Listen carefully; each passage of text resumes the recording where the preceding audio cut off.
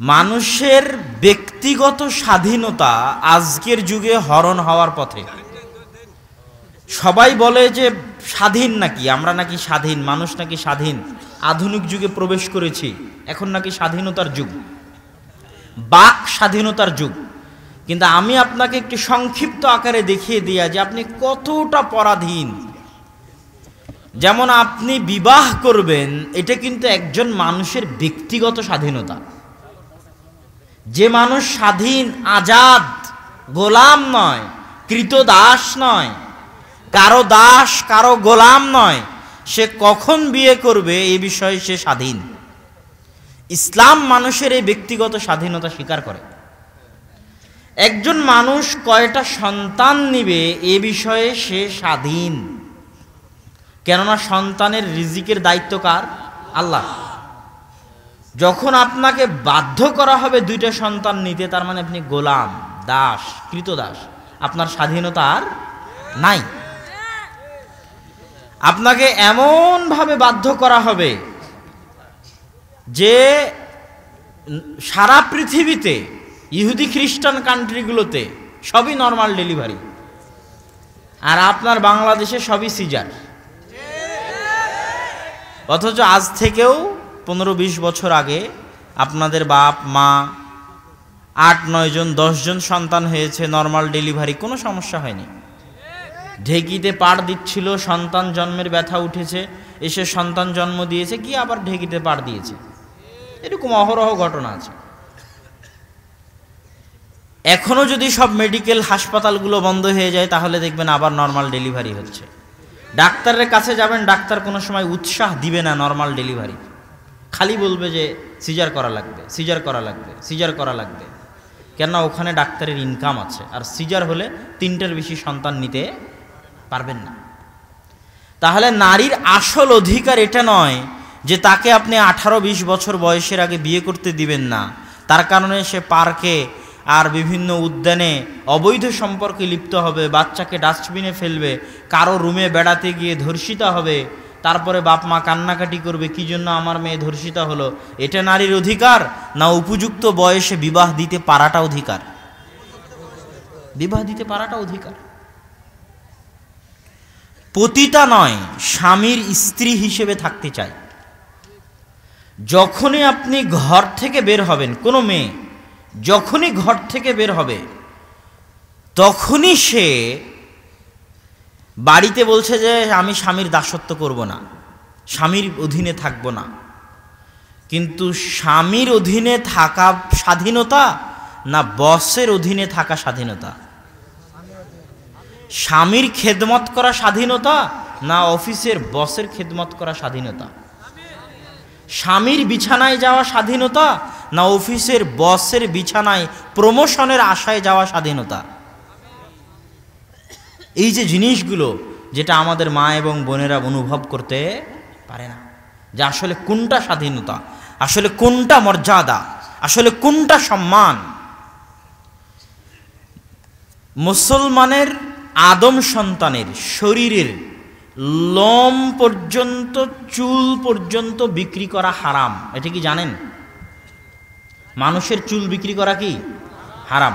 তো চুল যদি বিক্রি করা হারাম হয়, তো কিডনি বিক্রি করাও হারাম। যদি কিডনি বিক্রি করা হারাম হয়, তো রক্ত বিক্রি করাও হারাম। কি জন্য হারাম জানেন? যেই জিনিসের দাম আছে সেই জিনিসকে কেনা যায় না, সেই জিনিসকে কি করা যায় না। আমি যদি বলি আপনার আম্মাকে দেন, আমি 50,000 টাকা দিব, আপনার মাকে আপনি বিক্রি করবেন? মা কি বিক্রি করার জিনিস? আপনাকে বললাম আপনার সন্তান দেন, আপনাকে আমি কয়েক লক্ষ টাকা দিচ্ছি, সন্তান কি বিক্রি করার জিনিস? যে জিনিসের সম্মান নাই সেটা বিক্রি করা যায়। গরু ছাগল বাজারে বিক্রি হচ্ছে, উট মহিষ বাজারে বিক্রি হচ্ছে, ধান চাউল গম বাজারে বিক্রি হচ্ছে।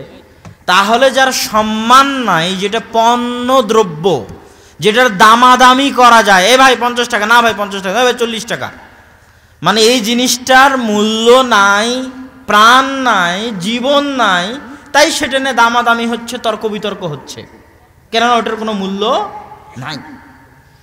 তো আদম সন্তানের শরীর, আল্লাহ সুবহানাহু তাআলার আদমকে আল্লাহ সুবহানাহু ওয়া তাআলা নিজে হাতে বানিয়েছেন, আশরাফুল মাখলুকাত করেছেন, সর্বশ্রেষ্ঠ সৃষ্টিজীব করেছেন। তা আদম সন্তানকে কি বিক্রি করা যায়? আদম সন্তানের শরীরের কোনো অংশ কি বিক্রিযোগ্য? অসম্ভব। কিন্তু আমাদের মা এবং বোনেরা না বুঝেই নিজের শরীরকে কি করছে? বিক্রি করছে। বিমানবালা কি জন্য বিমানবালা? তার চেহারা সুন্দর তাই বিমানবালা, সে চেহারা বিক্রি করতেছে। ওই যে কাজগুলো সে করে ওই কাজ একটা পুরুষও করতে পারবে। কথা বুঝতে পারেননি?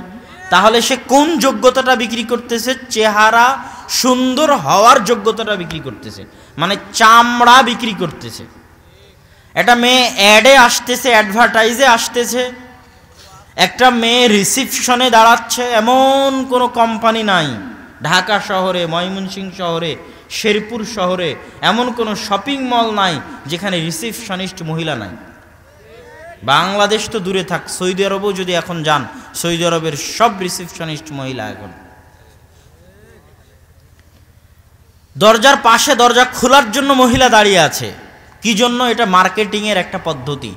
সে বিক্রি হচ্ছে, তার চেহারা বিক্রি করতেছে।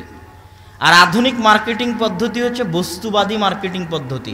রাস্তা দিয়ে যে যুবকটা যাচ্ছে, ও জিনিস কেনার জন্য না হলেও মেয়েটাকে দেখার জন্য ওটার মধ্যে প্রবেশ করবে। কথা বুঝতে পেরেছেন? তাহলে ওই মেয়ে তার শরীর এবং চেহারা বিক্রি করতেছে। তাহলে এটা সম্মান না স্বামীর ঘরে থাকা সম্মান? চেহারা উন্মুক্ত হয়ে চলা সম্মান না চেহারা ঢেকে চলা সম্মান? উলঙ্গতা, বেহায়াপনা শাস্তি। উলঙ্গতা কি বলেন তো? একটু কথা বলেন, কি শাস্তি? প্রমাণ, আদম আর হাওয়া আলাইহিস সালাতু ওয়াস সালামকে যখন জান্নাত থেকে বের করে দেওয়া হচ্ছে, তখন শাস্তি স্বরূপ প্রথম তাদের শরীর থেকে জামা কাপড় খুলে পড়ে গেছিল। এখনো একটা মানুষকে আপনি অপমান করতে চাইলে বলবেন যে ওকে ন্যাংটা করো। কথা বুঝতে পারেননি? তা উলঙ্গ হওয়া শাস্তি না অপমান? শাস্তি এবং অপমান না সম্মান? অপমান। আজকের সমাজও একজন পুরুষের ক্ষেত্রে উলঙ্গ হওয়া, নগ্ন হওয়া শাস্তি এবং অপমান। তাহলে পর্দার সাথে থাকা হচ্ছে সম্মান। উঁচু বংশের মেয়ে, সম্ভ্রান্ত বংশের মেয়ে পর্দার সাথে থাকবে। ইসলামে যারা দাসী, তাদের চেহারা ঢাকার বিধান নাই। তো কোনো দাসী যখন চেহারা ঢেকে বের হতো, তখন ওমর রাদিয়াল্লাহু তাআলা আনহু চেহারা খুলে চলতে বলতেন দাসীদেরকে। কেননা চেহারা ঢাকা হচ্ছে, পর্দা করা হচ্ছে। কেউ যদি চেহারা ঢেকে পর্দা করে যায়, তাহলে বুঝতে হবে উঁচু বংশের, স্বাধীন বংশের, সম্ভ্রান্ত বংশের সম্মানিতা, রানীর মতো সম্মানিতা একটা নারী যাচ্ছে। আর চেহারা খুলে যাচ্ছে মানে 3 নম্বর শ্রেণীর বেন্যের সন্তান, অসভ্যর সন্তান, নিম্ন শ্রেণীর বংশের, যার সম্মান নাই, মর্যাদা নাই, যে নিজেকে দাসী হিসেবে প্রমাণ করতে চায়, যে নিজের চেহারা বিক্রি করতে চায়, বাজারে বিক্রি হতে চায়, সে অসভ্য 3 নম্বর শ্রেণীর বেন্যের সন্তান হেঁটে যাচ্ছে পর্দাবিহীনভাবে। এটা বুঝতে হবে, এটা অনুভব করতে পারলে শিখতে পারবেন। রাসূল সাল্লাল্লাহু আলাইহি ওয়াসাল্লাম যে বললেন, লা ইয়াদখুলুল জান্নাতা আদ-দায়ুস, দায়ুস জান্নাতে যাবে না। দায়ুস মানে কি? দায়ুস শব্দটা এসেছে দিয়াসাহ, চর্বি। দিয়াসাহ আছে শুকুরের গোস্তে, দায়ুস হচ্ছে শুকুর। দায়ুস কে বলেন তো? শুকুর। আল্লাহ রাসূল বললেন, লা ইয়াদখুলুল জান্নাতা আদ-দায়ুস, মানে শুকুর জান্নাতে যাবে না। তো শুকুরের কি জান্নাত জাহান্নাম আছে? শুকুর যেই আরেক শুকুরের পিছনে যে গু লেগে আছে ওটা পর্যন্ত চেটে খায়। এই শুকুর এত নির্লজ্জ প্রাণী, অন্য প্রাণী এত নির্লজ্জ নয়। উট এত নির্লজ্জ নয়, উট এত বেহায়া নয়, উটের আত্মমর্যাদা আছে। তো শুকুর জান্নাতে যাবে না মানে যাদের চরিত্র, যাদের রক্ত শুকুরের রক্তে পরিণত হয়ে গেছে, যাদের চরিত্র শুকুরের মতো বেহায়া নির্লজ্জ হয়ে গেছে, তারা জান্নাতে যাবে না। তারা কারা? যাদের আত্মমর্যাদা আত্মসম্মান নাই, যাদের মেয়ে যাদের স্ত্রী বেপরদায় চললে তাদের শরীরে লাগে না, আতে ঘা আসে না, রক্ত কাজ করে না, তাদের রক্ত কিসের রক্ত? শূকরের রক্ত, এই জন্য তারা জান্নাতে যাবে না। আর আত্মমর্যাদাশীল সম্ভ্রান্ত যে, যার রক্ত শূকরের রক্ত নয়, সে তার স্ত্রী সন্তানকে, স্ত্রী মেয়েকে রানীর মতো রাখবে। বাড়ির সবচেয়ে আদরের, সবচেয়ে মর্যাদার, সবচেয়ে সম্মানের, সবচেয়ে নিরাপত্তার হচ্ছে মা এবং বোন। এটাই তাদের সম্মান, এটাই তাদের আসল মর্যাদা। তো এই বইয়ের মৌলিক আলোচনার মূল নাম থেকেই বুঝতে পারবেন সম অধিকার নয়, মর্যাদা চাই। মানে একজন নারীর মূল চাওয়া কি? মর্যাদা, সম্মান। এটার মধ্যেই তার আসল স্বাধীনতা নিহত রয়েছে। এবং একজন নারীকে ইসলাম কতভাবে স্বাধীনতা দেয়, আধ্যাত্মিক অধিকার, সামাজিক অধিকার, শিক্ষার অধিকার, অর্থনৈতিক অধিকার, এগুলো সব ইসলামে প্রমাণিত। আধ্যাত্মিক মানে নামাজ ছেলে পড়লে এত নেকি আর মেয়ে পড়লে তার চেয়ে কম নেকি, এরকম ইসলামে আছে নাকি? হ্যাঁ, সিয়াম ছেলে পালন করলে এত নেকি আর মেয়ে পালন করলে এত নেকি, এরকম আছে নাকি? এরকম নাই। একটা মানুষ উত্থাপন করে যে তাহলে ছেলের ডবল জমি পাচ্ছে আর মেয়ে অর্ধেক পাচ্ছে, এটা কি জন্য? ছেলে যত জায়গা থেকে জমি পাওয়ার অপশন আছে, মেয়ের যত জায়গা থেকে জমি পাওয়ার অপশন আছে, ছেলের অত জায়গা থেকে জমি পাওয়ার অপশন নাই। মেয়ে কত জায়গা থেকে জমি পেতে পারে? অনেক জায়গা থেকে জমি পেতে পারে। মেয়ে মা হিসেবে জমি পেতে পারে, মেয়ে হিসেবে পিতার সম্পত্তিতে জমি পেতে পারে, মা হিসেবে ছেলের সম্পত্তিতে জমি পায়, মেয়ে হিসেবে বাপের সম্পত্তিতে জমি পায়, স্ত্রী হিসেবে স্বামীর সম্পত্তিতে জমি পায়। কথা বুঝতে পারেননি? তো একটা মেয়ের সম্পদ পাওয়ার রাস্তা অনেক, এবং এটা দিতে হবে, দিতে বাধ্য। কিন্তু একটা ছেলের এত রাস্তা নাই সম্পদ পাওয়ার। যারা ফারায়েদ সম্পর্কে অভিজ্ঞ তারা এই বিষয়ে আরো ভালো জানবেন। তো এই বইয়ের আলোচ্য বিষয় এইটা। বইয়েরও আলোচনা হলো, কিছু শিখলেন নাকি? কিছু শিখেননি? এই বইটা হচ্ছে শিক্ষা বনাম জাহিলিয়াত। এই বইয়ের মূল আলোচ্য বিষয় হচ্ছে, আজ থেকে 10 বছর আগে আপনারা যে বাংলা বই পড়েছেন স্কুলে, আজ থেকে 20 বছর আগে আপনার বাপ যে বাংলা বই পড়েছে স্কুলে, আজ থেকে 30-40 বছর আগে আপনার দাদা পরদাদা যে বাংলা বই পড়েছে স্কুলে, আর আজ আপনার সন্তান যে বাংলা বই আমার সহজ বাংলা পড়তেছে স্কুলে, সেটা কি কোনোদিন মিলিয়ে দেখেছেন?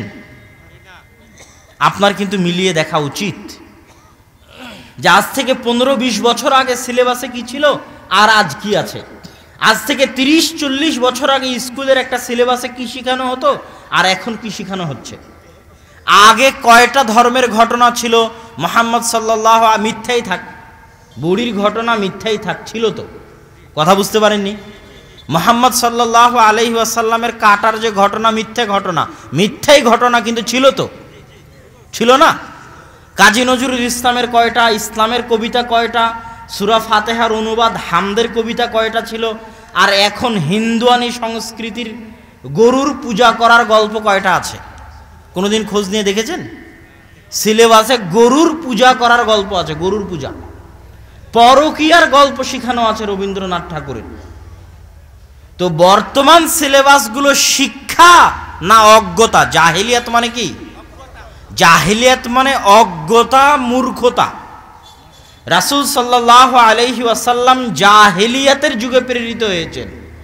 সেই অজ্ঞতা মূর্খতাকে তিনি দূর করেছেন ইসলামের আলো দিয়ে। কিসের আলো দিয়ে? ইসলামের আলো দিয়ে। এই জন্য ইসলামের অপর নাম হচ্ছে জ্ঞান, তথা ইসলাম বিরোধী প্রত্যেক কাজই অজ্ঞতা। পিএইচডি ডিগ্রিধারী অক্সফোর্ড থেকে পড়ে আসা সেও যদি ইসলাম বিরোধী কাজ করে, সে অজ্ঞ মূর্খ। কথা বুঝতে পেরেছেন কি? না হলে আব্দুর রাজ্জাক বিন ইউসুফ এমনি কেমনে বলেন যে ওই প্রিন্সিপালকে যদি মূর্খ প্রমাণ করতে না পারি, যেই প্রিন্সিপালের সামনে তার ছাত্রী নাচে আর সে বসে থেকে দেখে, তাহলে জাতির সামনে বক্তব্য দিব না। তো ওই প্রিন্সিপালকে মূর্খ প্রমাণ করা মানে কি প্রিন্সিপাল ABCD জানে না? ওই প্রিন্সিপালকে মূর্খ প্রমাণ করা মানে কি প্রিন্সিপাল ক খ জানে না? ওই প্রিন্সিপাল অক্সফোর্ড ক্যামব্রিজ থেকেও পড়ে আসতে পারে, কিন্তু ওই প্রিন্সিপালের মূর্খতা মানে হচ্ছে যে আসল জ্ঞান ইসলামের জ্ঞান, এবং এটা বিরোধী যা আছে সবই অজ্ঞতা, সবই মূর্খতা। আল্লাহ কোরআনে বলছেন, ইন্নামা ইয়াখশাল্লাহ মিন ইবাদিহিল উলামা, আল্লাহকে সবচেয়ে বেশি ভয় করে জ্ঞানীরা, চালাকেরা, বুদ্ধিমানেরা। আর আল্লাহকে ভয় করে না গাধারা, আল্লাহকে ভয় করে না গর্ধবেরা, আল্লাহকে ভয় করে না বোকারা, আল্লাহকে ভয় করে না অচলেরা, আল্লাহকে ভয় করে না অর্থব্যরা, আল্লাহকে ভয় করে না মূর্খরা, আল্লাহকে ভয় করে না জাহেলেরা, আল্লাহকে ভয় করে না অজ্ঞরা। কথা বুঝতে পেরেছেন? আর আল্লাহকে ভয় করে জ্ঞানী, চালাক, বুদ্ধিমান, সে আল্লাহকে ভয় করে। 1 লক্ষ টাকার 50,000 টাকার ব্যাংকের চাকরি, কিন্তু সুদী ব্যাংকের চাকরি ছেড়ে দিয়েছে। তো মানুষ ওকে বলছে কত পাগল গো, 50,000 টাকার ব্যাংকের চাকরি ছেড়ে দিল। কিন্তু ও কিন্তু আসল বুদ্ধিমান, ও আসল চালাক। আল্লাহ বলছেন কোরআনে, এটা কখন ধরা পড়বে? মরার পরে। কখন? মরার পরে। আসল বুদ্ধিমান সেই যে মৃত্যুর পরের প্রস্তুতি নেয়, ওই আসল বুদ্ধিমান। ও জানে যে দুনিয়া ক্ষণস্থায়ী, এই দুনিয়ার 10 দিনের 15 দিনের এই টাকা পয়সার কোনো মূল্য নাই, এটা সে জানে। আর যে জানে না, সে পৃথিবীর হাকিকত জানে না, সে আসমান জমিনের হাকিকত জানে না, সে জান্নাত জাহান্নামের হাকিকত জানে না, সে পরকালের হাকিকত জানে না, সে তার নিজের রূহের হাকিকত জানে না, সে তার চোখ, মাথা, ব্রেনের হাকিকত জানে না। আল্লাহ সুবহানাহু ওয়া তাআলা তাকে যে ব্রেন দিয়েছেন, বিজ্ঞান বলছে, বর্তমান বিজ্ঞান, যে মানুষ যদি 800, 900, 1000 বছর বেঁচে থাকে, তো এই ব্রেন এত পাওয়ারফুল যে 1000 বছরের সব ঘটনা মনে রাখতে পারবে। আপনি মনে করছেন 60 বছর বেঁচে আছি, 60 বছর পর কথা ভুলে যাচ্ছেন, মনে থাকে না, তাহলে মনে হয় আপনার ব্রেনের দুর্বলতা। আল্লাহ সুবহানাহু ওয়া তাআলা আপনাকে 1000 বছর হায়াত দিলে এই ব্রেন এত পাওয়ারফুল যে 1000 বছরের সব ঘটনা মনে রাখতে পারবে। সে তার এই ব্রেনের হাকিকত বুঝে না, তাহলে সে অজ্ঞ, মূর্খ। তাহলে আমাদের যে 1, 2, 3, 4, 5, 6, 7, 8, 9, 10 স্কুল কলেজ মাদ্রাসায় শিক্ষা দেওয়া হচ্ছে না অশিক্ষা, মূর্খতা, অজ্ঞতা দেওয়া হচ্ছে? এটা এই বই থেকে পাবেন, পৃষ্ঠা বাই পৃষ্ঠা, যে অমুক ক্লাসের অমুক বইয়ে এই গল্প আছে, অমুক ক্লাসের অমুক বইয়ে এই গল্প আছে, এই গল্পে এই এই সমস্যা আছে, অমুক ক্লাসের এই বইয়ে এই গল্প আছে, এই গল্পে এই সমস্যা আছে। কেন এ নির্যাতন, কি তার প্রতিকার, এই বইটা মানুষ বুঝতে পারে না যে এটা কি বই, কেন এ নির্যাতন, কি নির্যাতন। এই বইয়ের মূল বিষয়বস্তু হচ্ছে শিশু নির্যাতন, নারী নির্যাতন। এই যে দুইটা নির্যাতন, যে দুইটা নির্যাতন নিয়ে মিডিয়ায় প্রচুর কথা হয়, যে নারী নির্যাতন, শিশুর নির্যাতন, শিশু ধর্ষণ, নারী ধর্ষণ, আছে না নাই? তো এই শিশু এবং নারী ধর্ষণের মৌলিক কারণ কি, সমাজের কি কি সমস্যার কারণে এগুলো হচ্ছে, এটার আসল প্রতিকার কি, ধর্ষণের আসল প্রতিকার কি? ধর্ষণ বিরোধী মিছিল করতেছে রাজপথে, আর বলতেছে আমি সিগারেট খাবো না, এটা বলার আপনি কে? মিছিল করতেছে ধর্ষণ বিরোধী মহিলা, ভিডিও আছে ইউটিউবে, বলতেছে আমি কয়টায় বাড়িতে ফিরবো, এটা বলার আপনি কে? আমি সিগারেট খাবো না, এটা বলার আপনি কে? তাহলে ইচ্ছা মতো সিগারেট খাবে, ইচ্ছা মতো বাহিরে ফিরবে, আর এটা নাকি ধর্ষণ বিরোধী আন্দোলন।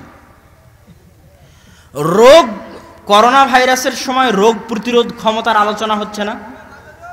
যে এটার যেহেতু কোনো ভ্যাকসিন এখনো আবিষ্কার হয়নি, এখন হয়েছে, তখনকার কথা বলছি, যখন যেহেতু ভ্যাকসিন আবিষ্কার হয়নি, তাহলে আগে শরীরের রোগ প্রতিরোধ ক্ষমতা থাকতে হবে, যেন রোগ ঢুকারই সুযোগ না পায়, যেন রোগ কাজ করারই সুযোগ না পায়। রোগ যদি একবার ঢুকে যায়, ঢুকে যাওয়ার পরে চিকিৎসা করা, ওটা পাগলামি।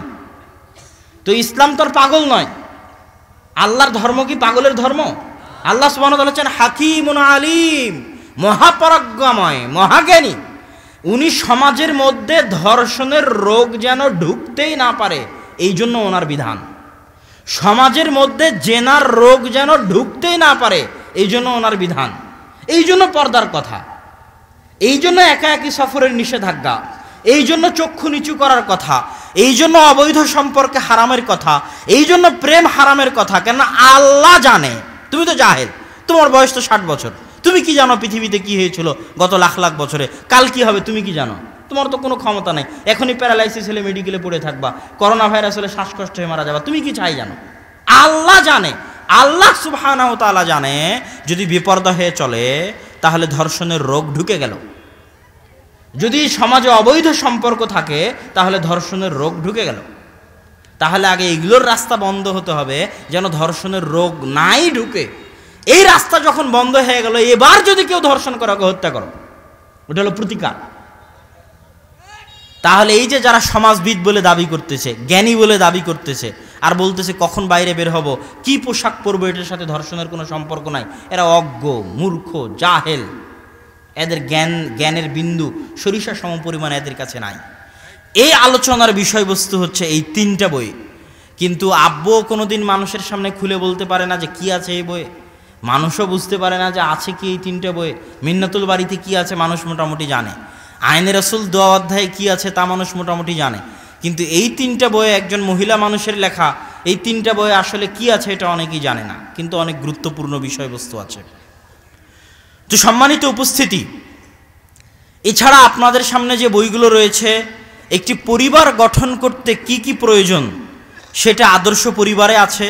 তাওজিহুল কোরআন, এটা ব্যতিক্রমধর্মী তাফসির গ্রন্থ। কি কারণে ব্যতিক্রমধর্মী তাফসির গ্রন্থ? এই তাফসির লিখতে পরিশ্রম আছে, আমি নিজে দেখি। আর আব্বুর পরিশ্রম অন্যদের চাইতে বেশি হয়। কি জন্য বেশি হয়? আমি মাকতাবা শামেলা চালানো জানি, গুগলে সার্চ দেওয়া জানি। মাকতাবা শামেলায় সার্চ দিলাম, গুগলে সার্চ দিলাম, হু হু করে সব বের হয়ে আসলো, কপি করলাম, পেস্ট করলাম। এখন সব হাদিসের অনুবাদও অনলাইনে পাওয়া যায়, ওখান থেকে কপি করলাম, পেস্ট করলাম, বই তৈরি হয়ে গেল। অনেক সহজ ব্যাপার। কিন্তু আব্বু মাকতাবা শামেলাও চালানো জানে না, গুগলে সার্চ দেওয়া জানে না, উনি হাতে লেখেন, নিজে নিজে হাদিসের বই খুঁজে বের করে করে করে করে হাতে লেখেন। এবং এটা জ্ঞান ছাড়া, পাণ্ডিত্য ছাড়া, বইয়ের উপর দখল ছাড়া এটা সম্ভব নয়। আমার পক্ষে সম্ভব নয় এভাবে লেখা, যে আমি এখন সব বই আলাদা আলাদা করে খুঁজবো আর বই থেকে হাদিস খুঁজে বের করে করে বই লিখবো, এটা আমার পক্ষে সম্ভব নয়। আমাকে দায়িত্ব দেওয়া হলে এই বই আমি লিখতে পারতাম না এভাবে, কিন্তু উনি এভাবেই লিখেছেন। এই বইয়ের সবচেয়ে গুরুত্বপূর্ণ বৈশিষ্ট্য তাওজিহুল কোরআনের। আমি দোয়া করি যে আল্লাহ সুবহানাহু ওয়া তাআলা তাকে এই তাফসির গ্রন্থটি শেষ করার তৌফিক দান করুক, আমিন। এটা শেষ হলে এটা একটা বিশাল কারনামা হবে।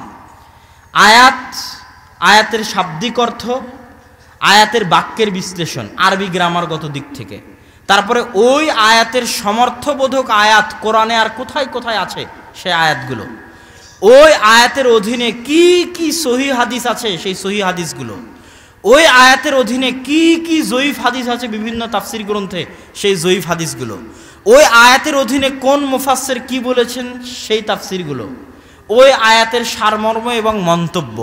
এটা হচ্ছে এই তাফসিরের ধারা, সাজানোর ধারা। শাব্দিক অর্থ, বাক্য বিশ্লেষণ, আয়াতের অধীনে কোরআনের অন্য আয়াত, আয়াতের অধীনে সহিহ হাদিস, আয়াতের অধীনে জয়ীফ হাদিস, আয়াতের অধীনে মুফাসসিরদের মন্তব্য, শেষে সারমর্ম। এটা একটি ব্যতিক্রমধর্মী গ্রন্থ। বক্তা ও শ্রোতার পরিচয়, এই বইটাও অনেক আগে লেখা, কিন্তু মানুষ জানে না এই বইয়ে কি আছে, এই জন্য মানুষ এই বই কিনতে চায় না। কিন্তু এখনকার প্রেক্ষাপটে এই বই অনেক দামি, অনেক গুরুত্বপূর্ণ। একজন বক্তার কি বৈশিষ্ট্য হওয়া উচিত, সারা বাংলাদেশে বক্তায় ভর্তি, কত বক্তা নেবেন, নতুন নতুন হাইব্রিড বক্তার জন্ম হচ্ছে সারা বাংলাদেশে। এবং ইউটিউব, ফেসবুক আসার ফলে ভাইরাল হতে সময় লাগে না। কার কি যোগ্যতা আছে এটা কিন্তু মানুষ দেখে না, ভাইরাল হলেই হলো। আব্দুর রহমান বিন আব্দুর রাজ্জাক 5 বছর কোথায়, জামিয়া সালাফিয়া বানারস, ভারতে 5 বছর আহলে হাদিসদের কেন্দ্রীয় শিক্ষা প্রতিষ্ঠান, 2 বছর আলেম, 3 বছর দাওরা, 5 বছর পড়াশোনা করেছে। কথা বুঝতে পেরেছেন? কিন্তু ওর কোনো দামই নাই। কিন্তু আর একজন যদি ভাইরাল হতে পারে, কোনো পড়াশোনাই নাই, ওই সবচেয়ে ভালো বক্তা। তাহলে আমি 5 বছর জামিয়া সালাফিয়া বানারসে পড়ে কি করলাম, কি শিখলাম? তাহলে জ্ঞানের মূল্য নয়, ভাইরাল এবং জনপ্রিয়তার মূল্য। এই যুগে এই বই সবচেয়ে বেশি প্রয়োজন। কে বক্তা, বক্তার পরিচয় কি, বক্তার গুণ কি হওয়া উচিত, ব্যবসায়ী বক্তা আর দাওয়াত দানকারী বক্তার মধ্যে পার্থক্য কি, কে সত্যিকারী দায়ী বক্তা আর কে ব্যবসায়ী বক্তা। কথা বুঝতে পেরেছেন? ব্যবসায়ী বক্তার বক্তব্য সমাজ পরিবর্তন করতে পারবে না। যে সমাজ নেতাকে পরোয়া করে কথা বলে, কমিটিকে পরোয়া করে কথা বলে, টাকা পয়সা কথা বলে, সেই বক্তার বক্তব্য সমাজ পরিবর্তন করতে পারবে না, অসম্ভব, হতে পারে না। যে বক্তার পায়ে টাকার জিঞ্জির নাই, কন্টাকের জিঞ্জির নাই, কমিটির জিঞ্জির নাই, কথা বুঝতে পেরেছেন? কে ক্ষমতায় আছে কে ক্ষমতায় নাই, পাশে এমপি বসে আছে না মন্ত্রী বসে আছে, পাশে চেয়ারম্যান না মেম্বার বসে আছে, কারোর তোষামদির জিঞ্জির নাই, দাসত্ব নাই, ওই বক্তার বক্তব্য দিয়ে সমাজ পরিবর্তন হবে। ওই বক্তা হচ্ছে দায়ী বক্তা, আল্লাহর সন্তুষ্টির জন্য দাওয়াতি কাজ করেন। কোন বক্তার কথা গ্রহণ করবেন, বক্তার সাথে তার বক্তব্যের সাথে আমলের কতটুকু সম্পর্ক আছে, কয়জন বক্তা আমলওয়ালা বক্তা, অনেক বড় কঠিন এবং ভারী প্রশ্ন, যেই প্রশ্নে আমরাও ব্যর্থ হয়ে যেতে পারি, মুখে বলছি আমল কি করছি। তাহলে কয়জন বক্তা আমলওয়ালা বক্তা, যে বক্তা আমলওয়ালা বক্তা নয় তার বক্তব্যের প্রভাব সমাজে অস্থায়ী, চিরস্থায়ী নয়, তার বক্তব্যের প্রভাব সমাজে অস্থায়ী চিরস্থায়ী নয়। যে বক্তার অন্তরে তাকওয়া নাই তার বক্তব্যের প্রভাব সাময়িক জনপ্রিয় হয়ে যেতে পারে, সাময়িক লক্ষ কোটি ভক্ত তৈরি হয়ে যেতে পারে, কিন্তু কিয়ামত পর্যন্ত স্থায়ী মানুষের হেদায়েতের মাধ্যম হবে না। তাহলে কে ব্যবসায়ী বক্তা আর কে আমলওয়ালা দায়ী আল্লাহর সন্তুষ্টির জন্য দাওয়াতি কাজ করে বক্তা, এটা আপনাকে জানতে হবে। শ্রোতা কে, শ্রোতার কেমন হওয়া উচিত, শ্রোতার কি দায়িত্ব, কাকে বক্তব্যের জন্য আনবে আর কার বক্তব্য শুনবে, কাকে বক্তব্যের জন্য আনবে না আর কার বক্তব্য শুনবে না, এই বিষয়ে শ্রোতার সচেতনতা থাকা উচিত। এই গুরুত্বপূর্ণ বিষয়গুলো এই বক্তা ও শ্রোতা বইয়ের মধ্যে আলোচনা করা হয়েছে। আমার একটা গ্রন্থ আছে আমরা হাদিস মানতে বাধ্য। সমাজে একটা ফিতনা দেখবেন, যারা হাদিস অস্বীকার করে, এই ফিতনা আছে আপনাদের সমাজে, হাদিস অমান্য করতে চায়, এটা ভয়ঙ্কর চরম আকার ধারণ করেছে গোটা বাংলাদেশে।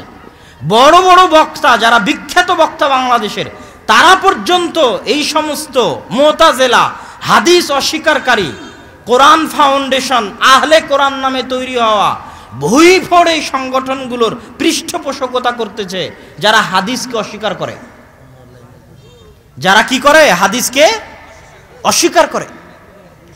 তো এই হাদিস অস্বীকার করার এই ফিতনা হচ্ছে ভয়ঙ্কর ফিতনা। এই ফিতনার রাদ, এই ফিতনার যুক্তির জবাব, কি কি যুক্তি তারা পেশ করে, সেই যুক্তির কি জবাব হতে পারে। রাসূল সাল্লাল্লাহু আলাইহি ওয়াসাল্লামকে আল্লাহ সুবহানাহু ওয়া তাআলা 23 বছর যাবত কোরআন দিয়েছেন।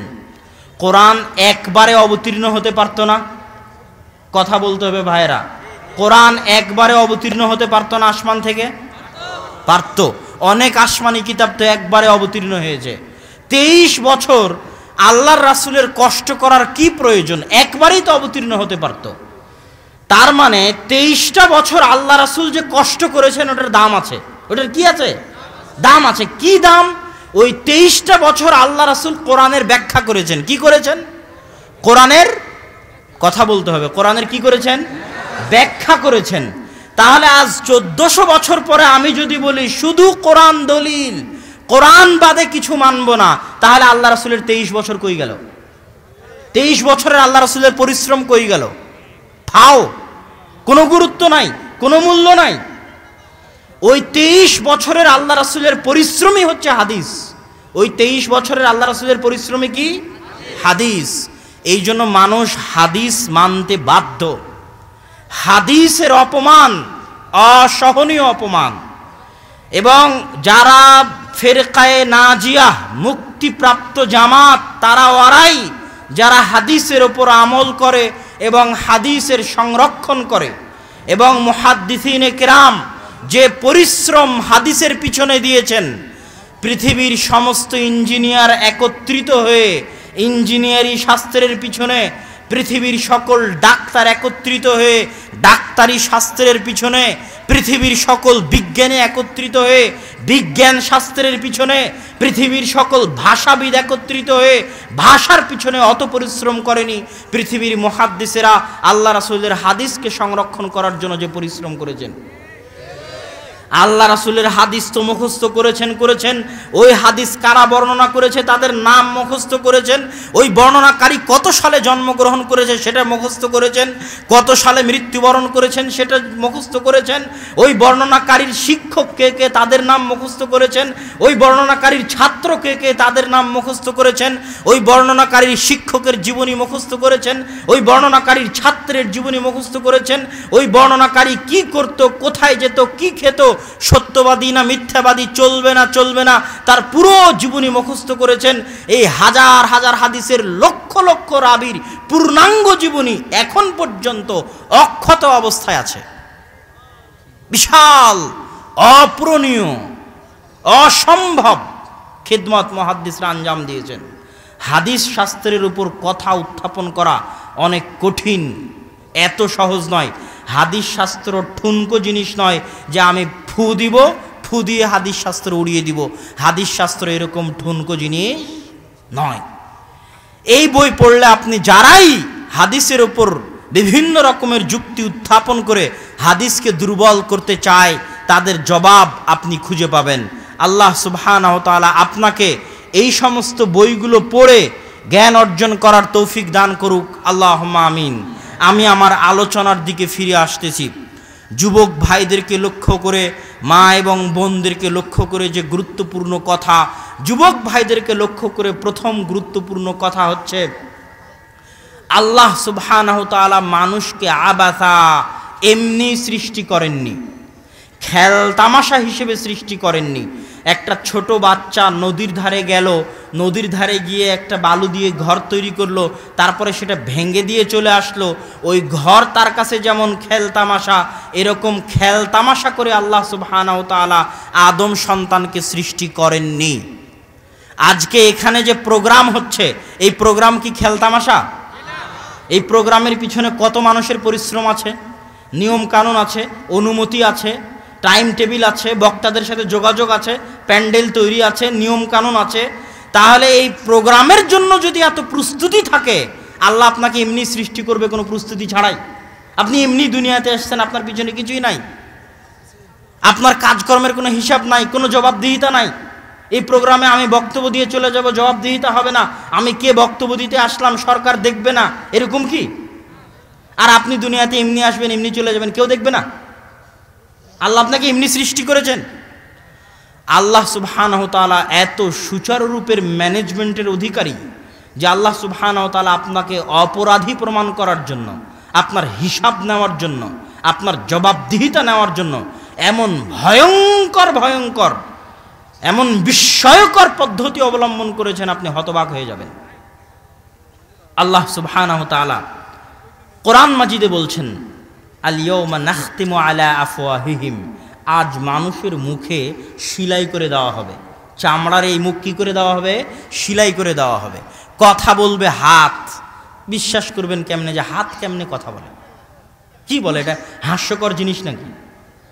কেমনে সম্ভব যে হাত কথা বলবে? আপনি এখনই এখানে একটা রিভলভার নিয়ে একজন সন্ত্রাসী গুলি করলো, তারপরে রিভলভারটা ফেলে পালিয়ে গেল। ওই রিভলভার পুলিশ এভাবে টিস্যু পেপার দিয়ে ধরবে, টিস্যু পেপার দিয়ে ধরে নিয়ে যায় একটা পলিথিনের মধ্যে ঢুকাবে। কথা বুঝলেন? পলিথিনের মুখটা লক করে নিয়ে যায় ফরেন্সিকে দিবে, ফরেন্সিকে দিয়ে চেক করবে যে এটা কার হাতের ফিঙ্গারপ্রিন্ট। করবে না? করবে না? করবে। তাহলে এই হাতের মধ্যে কি এমন আজীব জিনিস আল্লাহ রেখে দিয়েছে যে রিভলভার কে ধরলো মানুষ ধরতে পারছে, ফিঙ্গারপ্রিন্ট দিয়ে মানুষ ভোট দিচ্ছে, পাসপোর্ট তৈরি করতেছে যে এটা কার ফিঙ্গারপ্রিন্ট, ও মুখের। লক্ষ লক্ষ মানুষের ফিঙ্গারপ্রিন্ট একটা আর সাথে মিলে না। তাহলে যেই হাত আজকে ফরেন্সিক রিপোর্টে তার আলামত রেখে দিতে পারে, যে হাত ফিঙ্গারপ্রিন্ট দিয়ে পরিচয় দিতে পারে, এই হাত যেখানে যেখানে স্পর্শ হচ্ছে সব এখানে সেভ হয়ে যাচ্ছে। কি হয়ে যাচ্ছে? সেভ হয়ে যাচ্ছে। যদি মানুষ পারে, আল্লাহ পারেন না? এই হাত তখন কিয়ামতের মাঠে কথা বলবে। আর একটা ভয়ঙ্কর আল্লাহ সুবহানাহু ওয়া তাআলার বিস্ময়কর আপনাকে অপরাধী প্রমাণ করার, এমনি আপনি দুনিয়াতে আসেননি, তাই সেটা আপনাকে বুঝাতে চাচ্ছি। সবচেয়ে ভয়ঙ্কর যে জমির উপর বসে আছেন, মাটির উপর বসে আছেন। এটা আপনি মনে করেছেন মাটি কিয়ামতের মাঠে, আর ইয়াউমা ইযিন তুহাদ্দিসু আখবারাহা, মাটি কথা বলবে। বিআন্না রাব্বাকা আওহা লাহা, সূরা জিলজালের আয়াত, যে তোমার প্রতিপালক নির্দেশ দিয়েছে কথা বলো। মাটি কথা বলবে। কেমন কথা? আপনাকে বলি, মাটিতে আপনি ধান লাগাচ্ছেন, ধান হয় না? হ্যাঁ, মাটি যদি এরকম জড়বস্তু হতো তাহলে ধান কোত্থেকে হয়? এই জড়বস্তুতে ধান হবে? এর উপর ধান লাগালে ধান হবে? তাহলে মাটি যদি জড়বস্তু হয় তো ধান কেমনে হয়, গাছ কেমনে হয়? মানে মাটির কিছু আছে। যেই মাটি ধান উগাতে পারে, যেই মাটি গাছ উগাতে পারে, ওই মাটি পৃথিবীর হাজার হাজার বছরের সব ধরে রাখতেছে। কিয়ামতের মাঠে এই ভয়ঙ্কর মেমোরি কার্ড কথা বলবে, টপ টপ টপ টপ করে কথা বলবে, আমার উপর এই এই এই এই হয়েছে, এই এই এই এই হয়েছে। এখন আপনি বলেন তো, আপনি কোনো কাজ করতে মাটির বাইরে যেতে পারবেন? হ্যাঁ, আপনার হাতের বাইরে যেতে পারবেন? কি সিস্টেম আল্লাহ সুবহানাহু ওয়া তাআলা করে দিয়েছে, আপনি যেতে পারবেন না। আল্লাহর ক্ষমতার বাইরে, আল্লাহর রাজত্বের বাইরে আপনি যেতে পারবেন না। তো যুবক, আমি তোমাকে বুঝাতে চাচ্ছি যে তুমি অপ্রয়োজনীয় সৃষ্টি নও। কাজের জন্যই তোমাকে সৃষ্টি করা হয়েছে, কর্মের জন্যই তোমাকে সৃষ্টি করা হয়েছে। তোমার দাম আছে, গুরুত্ব আছে। প্রত্যেকটা মানুষ একটা মেশিনের মতো। এই ক্যামেরাটা যদি আজ নষ্ট হয়, ভিডিও যদি না করে, এই ক্যামেরা ফেলে দিবে না ক্যামেরাওয়ালা?